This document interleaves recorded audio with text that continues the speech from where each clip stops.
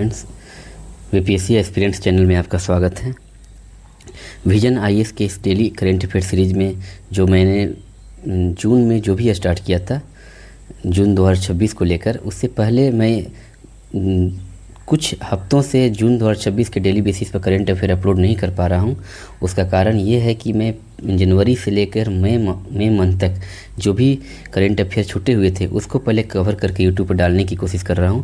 तो ये उसी विजन आईएएस के मंथली करेंट अफेयर सीरीज में आज मार्च का मैं अपलोड करूँगा। तो मार्च करेंट अफेयर में जो भी इम्पोर्टेंट सेक्शंस हैं, चाहे वो पॉलिटी से रिलेटेड, ये मार्च 2026 का करेंट अफेयर है आपका।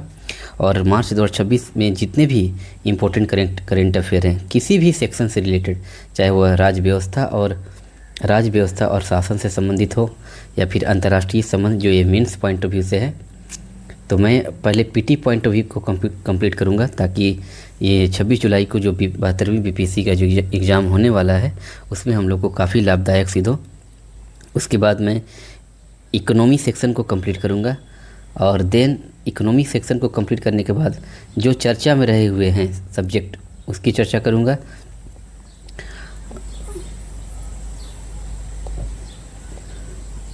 बस ये नहीं, पीटी पॉइंट ऑफ व्यू से जो भी इम्पोर्टेंट है मैं उसको इस सीरीज में डालने की कोशिश कर रहा हूँ।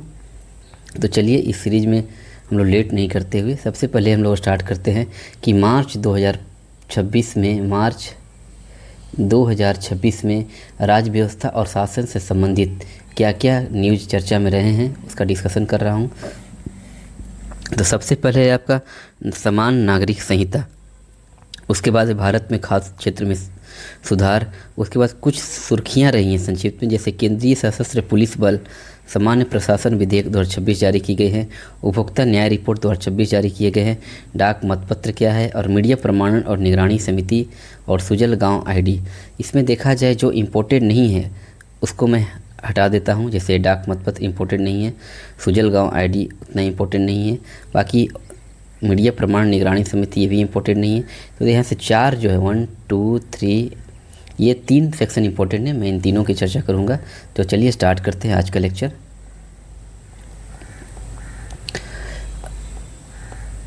आज का पहला न्यूज़ है हम लोग का समान नागरिक संहिता। आप लोगों को पता होगा कि समान नागरिक संहिता लागू करने वाला पहला राज्य कौन सा था? उत्तराखंड। लेकिन उत्तराखंड के बाद हालिया जो चर्चा में रहे हैं कि गुजरात भी उत्तराखंड के बाद समान नागरिक संहिता विधेयक पारित करने वाला भारत का दूसरा राज्य बन गया है। ये समान नागरिक संहिता है क्या, उसके बारे में हम लोग जान जाते हैं कि यूसीसी का उद्देश्य है विवाह विच्छेद, दत्तक, उत्तराधिकार और संपत्ति जैसे मामलों में विभिन्न व्यक्तिगत कानूनों को समाप्त करके एक समान धर्मनिरपेक्ष विधिक तंत्र स्थापित करना। इस एक समान तंत्र में समानता, राष्ट्रीय एकता और लैंगिक न्याय को बढ़ावा मिलेगा। इसका क्या संवैधानिक प्रावधान क्या है कि संविधान के भाग 4 में राज्य के नीति निर्देशक तत्व डीपीएसपी के तहत आर्टिकल 44 यह प्रावधान करता है कि राज्य को भारत के संपूर्ण राज्य क्षेत्र में नागरिकों के लिए समान नागरिक संहिता लागू करने का प्रयास करना चाहिए। यहाँ देखा जाए तो सबसे पहले यूसीसी के बारे में हम लोग क्या देखें कि उसका उद्देश्य क्या है। यूसीसी का उद्देश्य ये अक्सर ये मीन्स पॉइंट ऑफ व्यू से भी उतना ही इम्पोर्टेंट है। पीटी के लिए तो हम लोग इतना ही काफ़ी है कि पहला राज्य जो था जो यूसीसी विधेयक पारित किया था उत्तराखंड, और सेकेंड में क्या हो गया गुजरात। लेकिन यही मीन्स प्रोस्पेक्टस से हम लोग देखेंगे कि समान नागरिक संहिता क्या है, उसके उद्देश्य क्या है, उनके क्या संवैधानिक प्रावधान है, इन सभी की चर्चा हम लोग मीन्स पॉइंट ऑफ व्यू से कर रहे हैं। जैसा कि मैंने पहले भी लेक्चर में आपको बताया हूँ कि आप 2 वार नोट्स अपने साथ रखें, एक पीटी पॉइंट ऑफ व्यू से, एक मीन पॉइंट ऑफ व्यू से। पीटी वार नोट्स में आपको पीटी के कंटेंट्स, फैक्ट से डेटा को लिखेंगे, और मेंस वार नोट्स में मेंस के जो टॉपिक्स हैं जो मैं यहाँ आपको बताता हूँ उसको लिखकर कुछ 5 से 10 पॉइंट में उसको ख़त्म करने का प्रयास करेंगे, ताकि मेंस में भी आपको करंट अफेयर को लेकर चिंता न हो। नेक्स्ट चलते हैं हम इसका संवैधानिक प्रावधान की ओर चर्चा की। संवैधानिक प्रावधान 21 आर्टिकल भाग 4 में, जो भाग 4 में राज्य के नीति निर्देशक तत्व हैं उसके तहत आर्टिकल 44 में यह प्रावधान किया गया है कि राज्य भारत के संपूर्ण राज्य क्षेत्र में नागरिकों के लिए समान नागरिक संहिता लागू करने का प्रयास किसको करना चाहिए? राज्य को करना चाहिए। अभी वर्तमान स्थिति हम लोग देखें अगर, तो भारत में विभिन्न धर्मों के लिए अलग अलग व्यक्तिगत कानून हैं। भारत में विभिन्न धर्मों के लिए अलग अलग व्यक्तिगत कानून हैं। जैसे देखा जाए कि हिंदू के लिए अलग, मुस्लिम के लिए अलग व्यक्तिगत कानून है, ईसाई के लिए अलग व्यक्तिगत कानून है, और पारसी के लिए अलग व्यक्तिगत कानून है। तो हिंदू के लिए जो अलग व्यक्तिगत कानून है वो क्या है? हिंदू विवाह अधिनियम 1955, हिंदू उत्तराधिकार अधिनियम 1956।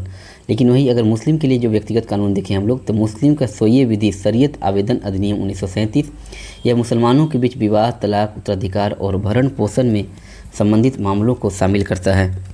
अब देखा जाए ईसाई के लिए क्या कानून है, हम लोग देख लिए हिंदू के लिए अलग कानून है, जैसे हिंदू विवाह अधिनियम और हिंदू उत्तराधिकार अधिनियम। उसी तरह मुस्लिम के लिए क्या है, शरीयत आवेदन अधिनियम 1937।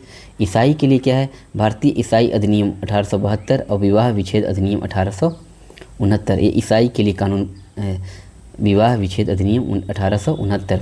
उसी तरह देखा जाए पारसी के लिए एक अलग व्यक्तिगत कानून बना हुआ है, जैसे पारसी विवाह और विच्छेद अधिनियम 1936। तो देखा जाए हर धर्म में विभिन्न धर्मों के लिए अलग अलग कानून बनाए गए हैं। तो यूनिफॉर्म सिविल कोड क्या कहता है कि राज्य का यह कर्तव्य है कि भारत के संपूर्ण राज्य क्षेत्र में समान नागरिकों के लिए समान नागरिक संहिता लागू की जाए, क्योंकि अलग अलग धर्मों के लिए अलग अलग कानून और बनाए गए हैं।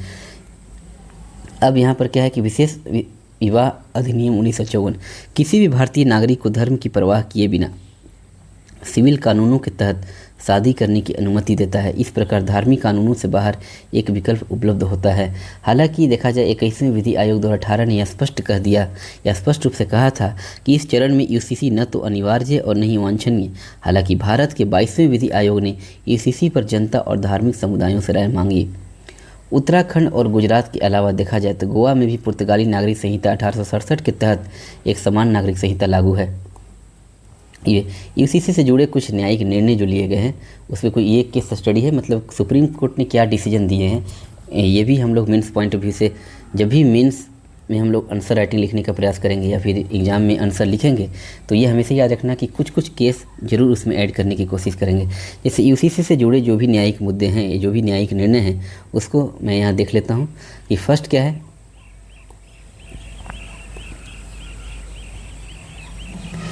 कि मोहम्मद अहमद खान बनाम शाह बानो बेगम वाद 1985। इसमें सुप्रीम कोर्ट ने क्या किया था कि संसद को समान नागरिक संहिता के संबंध में कानून बनाने का निर्देश दिया गया। किस केस में, तो शाह बानो बेगम वाद 1985 के केस में कहा गया, सुप्रीम कोर्ट ने क्या कहा कि संसद को समान नागरिक संहिता के संबंध में कानून बनाने का निर्देश दिया गया। लेकिन वहीं अगर देखा जाए सरला मुद्दल बनाम भारत संघवाद 1995 में सुप्रीम कोर्ट ने क्या कहा कि अलग अलग धर्मों के बीच लैंगिक समानता के लिए यूसीसी की आवश्यकता पर इसमें भी बल दिया गया।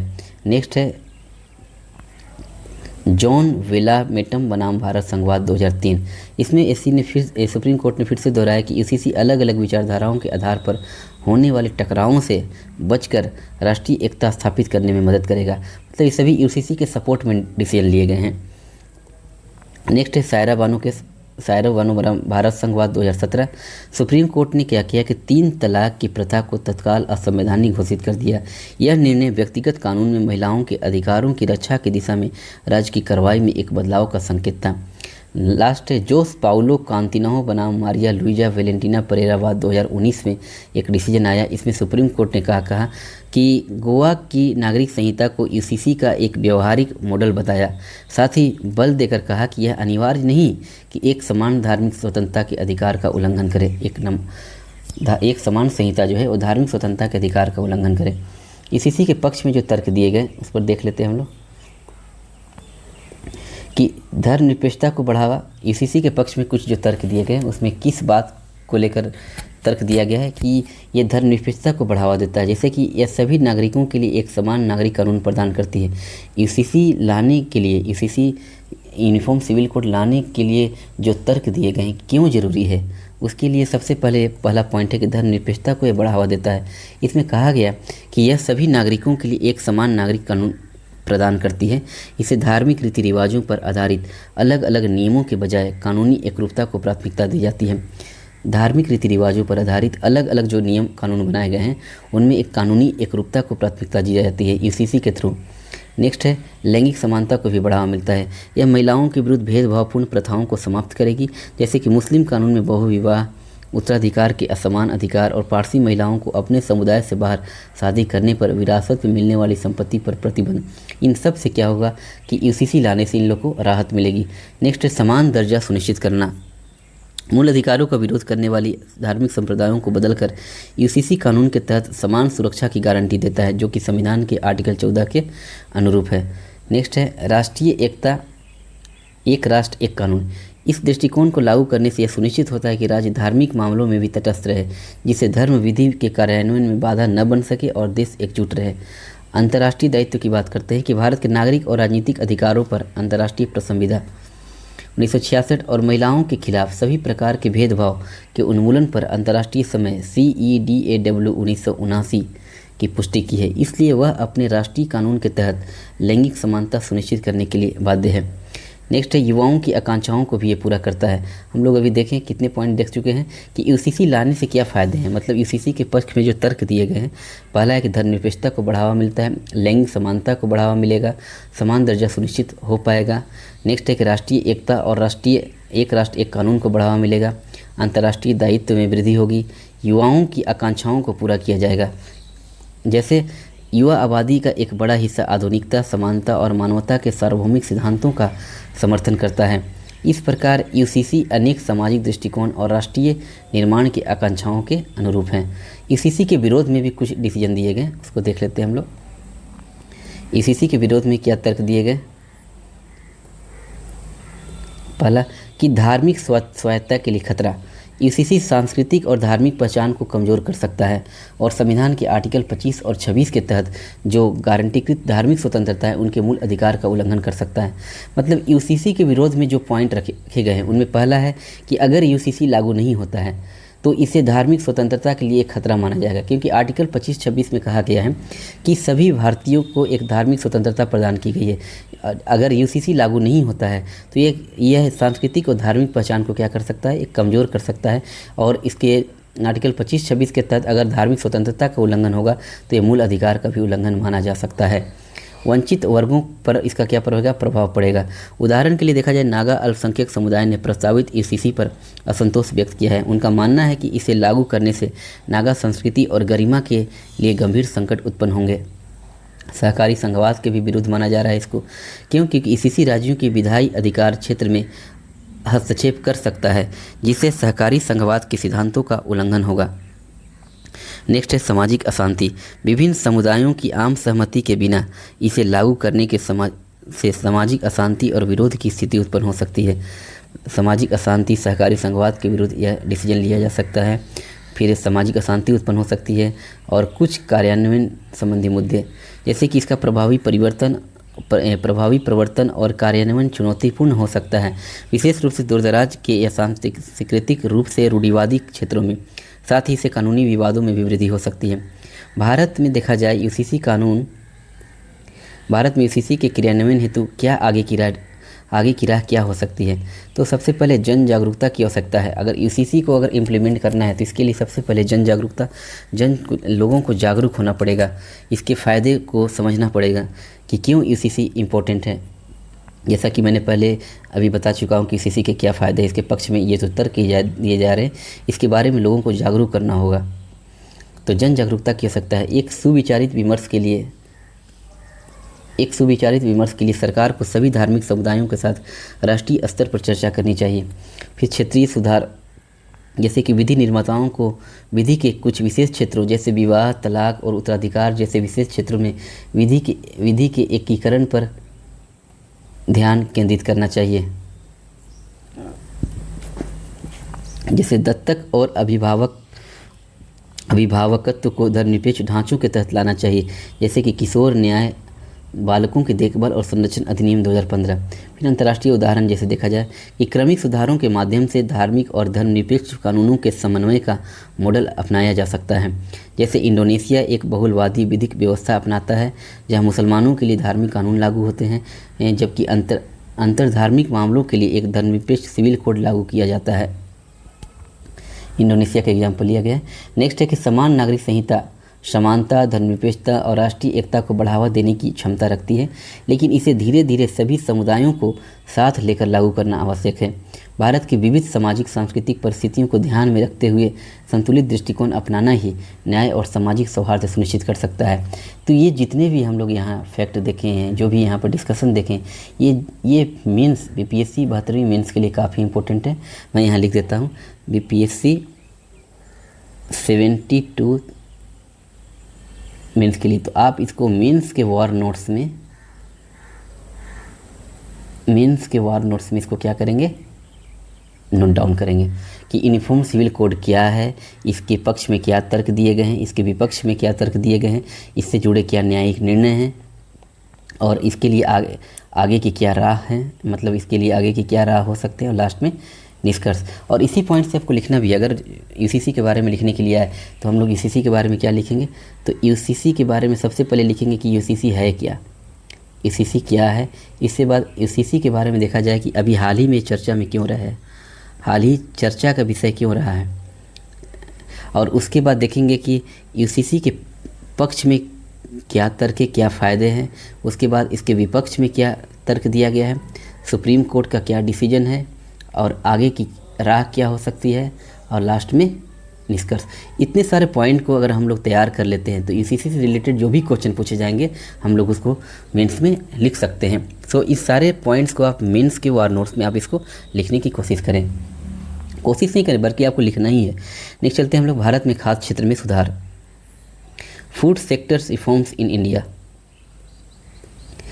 ये सुर्खियों में क्यों है? स्वास्थ्य और परिवार कल्याण मंत्रालय ने 1 अप्रैल 2026 से भारत में खाद्य क्षेत्र में बड़े विनियामक और प्रक्रियात्मक सुधारों को मंजूरी दी है। कौन से सुधार किए गए हैं देखा जाए तो सरकार ने खाद्य सुरक्षा और मानक अधिनियम 2006 के तहत जारी खाद्य सुरक्षा और मानक विनियमन 2011 के अनुसार लाइसेंसिंग आवश्यकताओं में बदलाव करने के लिए आदेश जारी किए हैं। यह सुधार गैर वित्तीय विनियामक सुधारों पर नीति आयोग की उच्च स्तरीय समिति की सिफारिशों के अनुरूप है। देखा जाए कि सुधारों में क्या शामिल है। FSSAI food safety standard authority of India licence की आवश्यकता है। FSSAI पंजीकरण और लाइसेंस के लिए अस्थायी वैधता लागू की गई, जिसे बार बार नवीकरणीय आवश्यकता समाप्त हो जाएगी।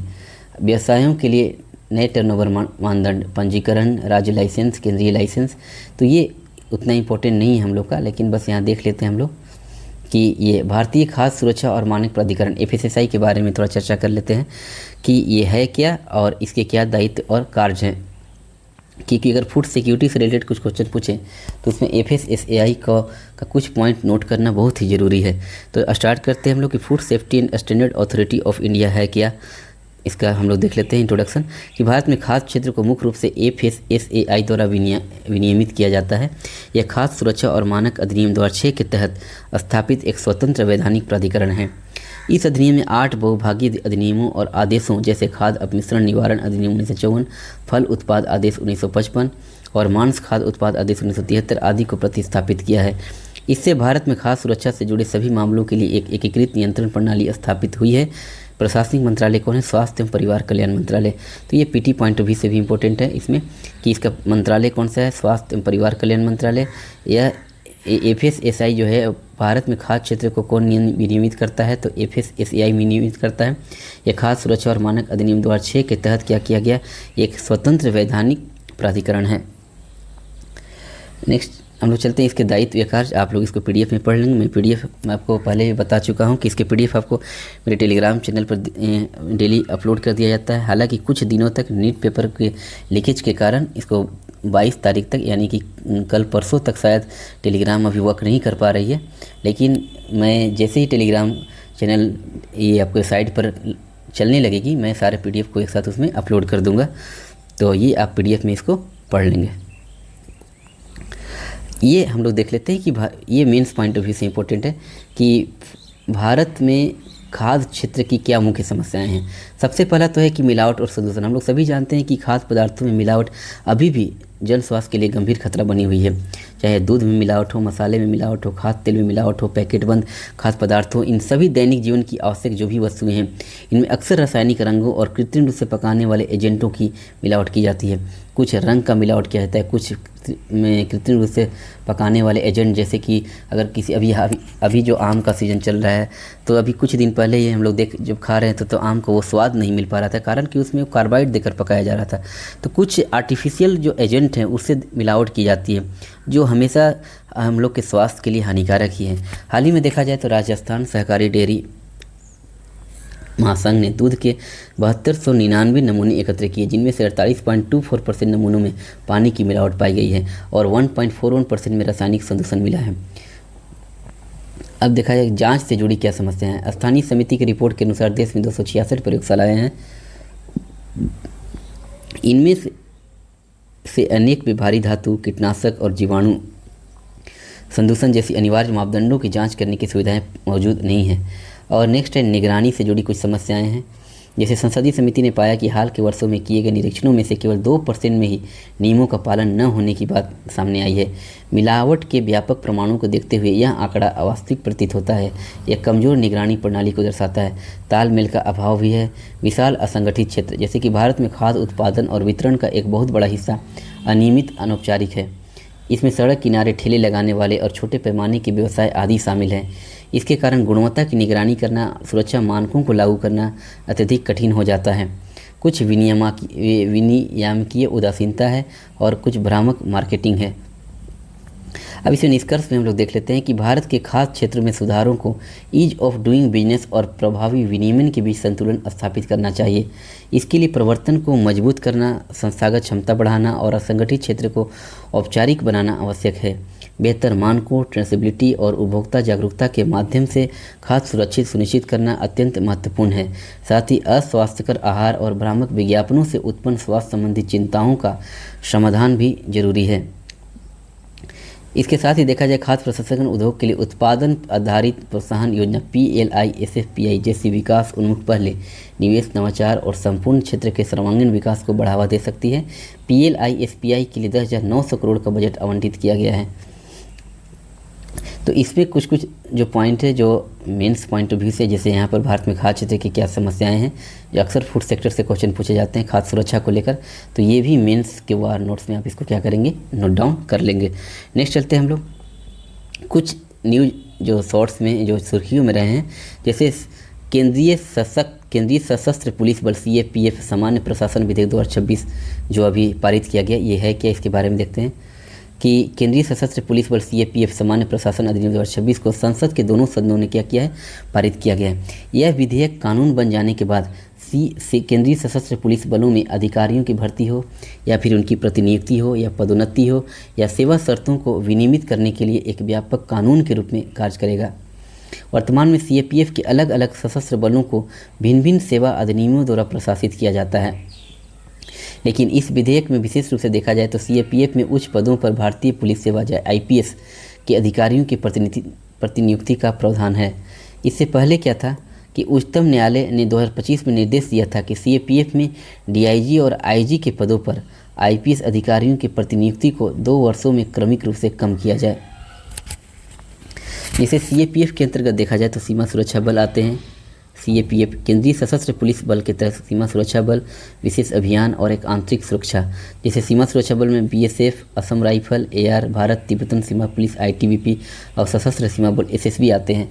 वहीं विशेष अभियान में क्या है, राष्ट्रीय सुरक्षा गार्ड NSG और आंतरिक सुरक्षा में CISF central industrial security force और CRPF central reserve police force आते हैं। मतलब CAPF 3 प्रकार के होते हैं, एक सीमा सुरक्षा बल, एक विशेष अभियान और एक आंतरिक सुरक्षा।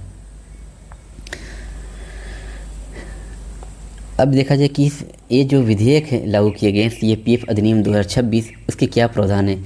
नियम बनाने की शक्ति, यह विधेयक केंद्र सरकार को निर्दिष्ट CAPF के अधिकारियों से संबंधित मामलों पर नियम बनाने की शक्ति प्रदान करता है। किसको, तो केंद्र सरकार को। यह जो है केंद्र सरकार को जो भी CAPF के अधिकारियों से संबंधित मामलों पर नियम बनाने की शक्ति प्रदान करता है कि ये किन CAPF पर लागू होगा।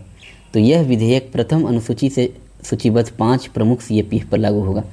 इनमें शामिल है केंद्रीय रिजर्व पुलिस बल, CRPF, BSF, CISF, ITBP और SSB। जैसा कि हम लोग देखें यहाँ पर कि ये जो BSF, ITBP और SSB ये सीमा रक्षक बल है। कौन कौन सीमा रक्षक बल है?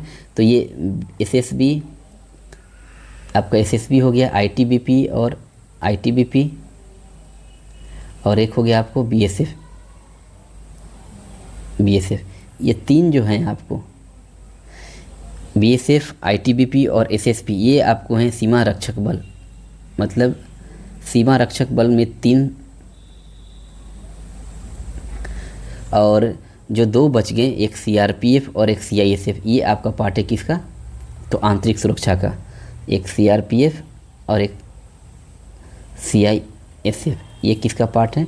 तो आंतरिक सुरक्षा का, आंतरिक सुरक्षा का, इंटरनल सिक्योरिटी, आंतरिक सुरक्षा का भाग है। यानी कि ये जो विधेयक लागू होंगे, इन सिर्फ 5 CAPF पर लागू होंगे, और 5 CAPF हमने ऑलरेडी यहाँ पर बता दिया है। अब नेक्स्ट क्या कह रहा है कि असम राइफल्स और NSG को फिलहाल इसमें शामिल नहीं किया गया। किसको शामिल नहीं किया गया? तो इसको मैं दूसरे कलर रंग से, दूसरा पेंट से कलर कर देता हूँ। जैसे कि असम राइफल्स और NSG, इसको इसमें शामिल नहीं किया गया है। हो सकता है तो ये PT में पूछ भी दिया जाए कि CAPF अधिनियम में किन CAPF को लागू नहीं किए, इसमें शामिल नहीं किया गया। तो असम राइफल्स और NSG को। केंद्र सरकार अनुसूची में संशोधन कर CAPF की अन्य सशस्त्र बलों पर भी इसके प्रावधान को लागू कर सकती है। प्रतिनियुक्ति द्वारा भरे जाने वाले पद, जैसे CAPF में निम्नलिखित पद अनिवार्य रूप से IPS अधिकारियों की प्रतिनियुक्ति से भरे जाएंगे। जैसे IG के 50% पद, ADG के न्यूनतम 67% पद, और DG और विशेष महानिदेशक के सभी पद। कंज्यूमर जस्टिस रिपोर्ट 2026 क्या है, इसके बारे में हम लोग देखते हैं।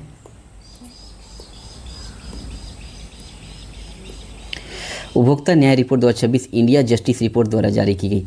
ये जो कंज्यूमर जस्टिस रिपोर्ट है, किसके द्वारा जारी की गई? तो पहला की पॉइंट अब ये नोट कीजिएगा आप लोग कि कंज्यूमर जो जस्टिस रिपोर्ट है, ये इंडिया जस्टिस रिपोर्ट द्वारा जारी की गई है। इसका उद्देश्य भारत में उपभोक्ता विवाद निवारण आयोगों की क्षमता और प्रदर्शन का क्या करना, आकलन करना। इस रिपोर्ट का मुख्य बिंदु क्या है, इसके बारे में देखते हैं कि लंबित मामलों का बढ़ता बोझ। कोविड महामारी के बाद उपभोक्ता मामलों के निस्तारण दर में सुधार हुआ है। कुल 7.64 लाख मामलों में से 88.5% का निस्तारण हुआ। इसके बाद बावजूद 2020 से 2024 के बीच कुल लंबित मामलों में 21% की वृद्धि दर्ज की गई है। यह स्थिति उपभोक्ता संरक्षण अधिनियम 2019 में निर्धारित समय सीमा से कहीं अधिक है। इस अधिनियम के तहत मामलों का निपटारा 3 से 5 महीने के भीतर किया जाना अनिवार्य है। कितने महीनों के अंदर? तो 3 से 5 महीनों के अंदर इसका निपटान किया जाना अनिवार्य है। अब है कि कुछ वैकल्पिक विवाद निवारण उपायों को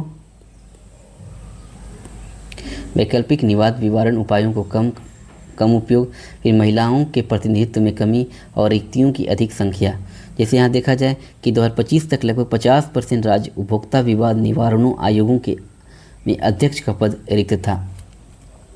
तो ये जो है भारत में उपभोक्ता विवाद निवारण तंत्र, ये उपभोक्ता संरक्षण अधिनियम 2019 के तहत क्या किया गया, इसको प्रतिस्थापित किया गया है। परामर्शदात्री परिषद को उपभोक्ता अधिकारों को बढ़ावा देने और उनकी रक्षा करने के लिए केंद्रीय, राज्य और जिला स्तरों पर उपभोक्ता संरक्षण परिषद की स्थापना का प्रावधान किया गया है। इसमें त्रिस्तरीय निवारण प्रणाली है। एक है आपका राष्ट्रीय उपभोक्ता विवाद निवारण आयोग, एक राज्य उपभोक्ता विवाद निवारण आयोग, एक जिला उपभोक्ता विवाद निवारण आयोग। तो ये जब आप NCERT का इकोनॉमी पढ़िएगा तो इसमें दिया गया है कि ये जो कंज्यूमर्स जो हैं, जिसे यहाँ दिया गया है कि उपभोक्ता संरक्षण के लिए जो 3 आयोग बनाए गए हैं, एक राष्ट्रीय स्तर पर बनाए गए हैं, एक राज्य स्तर पर और एक जिला स्तर पर। तो राष्ट्रीय स्तर पर किस तरह के विवाद को निपटाए जाएंगे? तो 2 करोड़ रुपए से अधिक मूल्य के मामलों के लिए राज्य आयोगों से प्राप्त अपीलों पर भी ये सुनवाई करता है। यानी कि राष्ट्रीय उपभोक्ता विवाद निवारण आयोग 2 करोड़ रुपए से अधिक मूल्य के मामलों के लिए क्या करेगा, सुनवाई करेगा। लेकिन वही राज्य उपभोक्ता विवाद निवारण आयोग 50 लाख रुपए से लेकर 2 करोड़ रुपए तक के मामलों के लिए सुनवाई करेगा। वहीं जिला उपभोक्ता विवाद निवारण आयोग 50 लाख रुपए तक के मामलों के लिए देखा जाए तो ये 50 लाख तक, राज्य क्या है 50 लाख से 2 करोड़, और ये 2 करोड़ से ज़्यादा। विनियामक प्राधिकरण के बारे में देखिए हम लोग कि अधिनियम के उल्लंघनों की जांच कराने, असुरक्षित वस्तुओं सेवाओं को वापस मंगाने के आदेश देने और अभियोजन शुरू करने के लिए केंद्रीय उपभोक्ता संरक्षण प्राधिकरण की स्थापना की गई थी। उच्चतम न्यायालय ने आर्टिकल 142 का प्रयोग किया। उच्चतम न्यायालय ने उच्च न्यायालयों को उन मामलों में अपील सुनने की अनुमति दी है जहां उपभोक्ता आयोग निष्क्रिय स्थिति में है। अब यहाँ देख लेते हैं हम लोग, ये एक इम्पोर्टेंट है कि सुजला गांव आईडी क्या है। केंद्रीय जल शक्ति मंत्री ने सुजला गांव आईडी का शुभारंभ किया है। किसने? तो केंद्रीय जल शक्ति मंत्री ने। केंद्रीय जल शक्ति मंत्री ने क्या किया है? सुजला गांव आईडी का शुभारंभ किया है। ये सुजला गांव आईडी है कि इसके बारे में देखते हैं हम लोग। पहला कि इसका शुभारंभ इसे केंद्रीय जल शक्ति मंत्रालय द्वारा जल जीवन मिशन के अंतर्गत शुरू किया गया। इसका स्वरूप क्या है कि ग्रामीण पाइप जल आपूर्ति योजनाओं की मैपिंग करना और निगरानी के लिए एक विशिष्ट डिजिटल आईडी है। ये सुजल गांव आईडी एक ऐसी आईडी, एक डिजिटल आईडी है जो ग्रामीण पाइप जल आपूर्ति योजनाओं की मैपिंग करता है। जल आपूर्ति जो भी योजना है उनकी मैपिंग और उसको निगरानी करने के लिए एक डिजिटल आईडी बनाया गया है। इसका उद्देश्य क्या है? इसका उद्देश्य कि जल स्रोत से घर के नल तक जलापूर्ति के लिए ग्रामीण पेयजल अवसंरचना का डिजिटल मानचित्र तैयार करना। प्लेटफॉर्म देखते हैं, इसे सुजलाम भारत राष्ट्रीय डिजिटल आर्किटेक्चर के साथ जोड़ा गया है। इसका महत्व क्या है? तो यह जलापूर्ति योजनाओं की निगरानी, पारदर्शिता और जवाबदेही में सुधार करती है। वर्ष 2028 तक हर घर जल के सार्वभौमिक लक्ष्य की प्राप्ति में सहायक सिद्ध होगी। तो ये हो गया हम लोग का पॉलिटी सेक्शन कंप्लीट, और इसके नेक्स्ट वीडियो में मैं आपको इकोनॉमी सेक्शन का complete current affairs March month का अपलोड करूंगा। तो आप लोग इसका नोट्स तैयार कर लें, क्योंकि मंथली वाइज भी आप नोट्स तैयार करते हैं। डेली बेसिस पर तो आप हर एक न्यूज़ को देखेंगे ही, और उसके की फैक्ट को, चाहे पीटी पॉइंट का फैक्ट हो या मेंस पॉइंट के फैक्ट को, उसको सेक्शनल वाइज आप नोट डाउन करेंगे। लेकिन जो मंथली वाइज है, इससे एक संक्षिप्त आइडिया लग जाएगा कि कौन कौन सा पॉलिटी में कौन कौन सा सेक्शन इंपॉर्टेंट है, या फिर इकोनॉमी में कौन कौन सा सेक्शन इंपॉर्टेंट है। उसको भी आप ओआर नोट्स में लिखकर उसको डेली बेसिस पर रिवाइज करने की कोशिश करेंगे। तो चलिए आज का लेक्चर यहीं पर स्टार्ट करते हैं। और आज जो हम लोग का राज व्यवस्था और शासन का जो सेक्शन था वो कंप्लीट हो गया है। तो चलिए मिलते हैं नेक्स्ट वीडियो में। और हाँ, ये पीडीएफ आप लोग 22 जून के बाद टेलीग्राम पर अपलोड कर दिया जाएगा। आप लोग प्लीज़ टेलीग्राम को क्या करें, ज्वाइन कर लें। चलिए, धन्यवाद।